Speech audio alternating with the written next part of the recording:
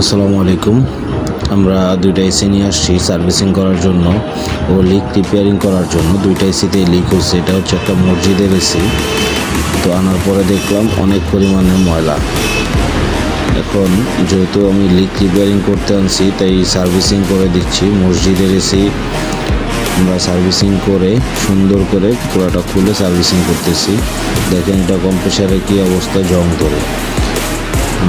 আর 410 যে 32 নম্বর গ্যাসগুলায় যে পরিমাণ গরম হয় কম্প্রেসার, এই গরমের মধ্যেও এক্সট্রা আবার কম্বল পেঁচায় রাখে। তো আমরা কম্বলগুলো সবগুলো খুলে ফেলে দিতেছি। এই দেখেন এই কম্বলের জন্যই এসির যে কম্প্রেসারগুলো আছে, কম্প্রেসারগুলায় জং ধরে যায়, মরিচা ধরে যায়।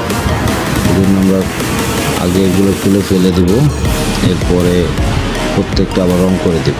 দেখেন কি পরিমাণ ময়লা, এত পরিমাণ ময়লা যে বলার বাইরে। আমরা এক একটা আউটডোরে প্রায় আধা ঘন্টা ধরে শুধু পানি মারছি। এত পরিমাণ ময়লা ছিল এক একটা আউটডোর, অনেক পরিমাণ ময়লা। তো ওয়াশের পরে দেখবেন যে কত সুন্দর দেখা যায়। ওয়াশ করার পরে যে আমরা এগুলি প্রেশার দেব, সবগুলা প্রেশার টেশার দিয়ে কমপ্লিট করব। এটা হচ্ছে একটা মসজিদের এসি, দুটোটা এসি একটা মসজিদের।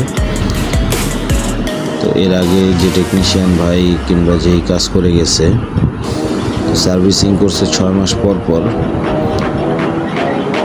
তারপরও রোডের সাইড বিদায় অনেক ময়লা রোডের সাথে ছিল, রোডের সাথে থাকার কারণে অনেক পরিমাণ ময়লা। দেখেন আমরা সার্ভিসিং করছি, সার্ভিসিংয়ের পরে কত সুন্দরই হয়ে গেছে।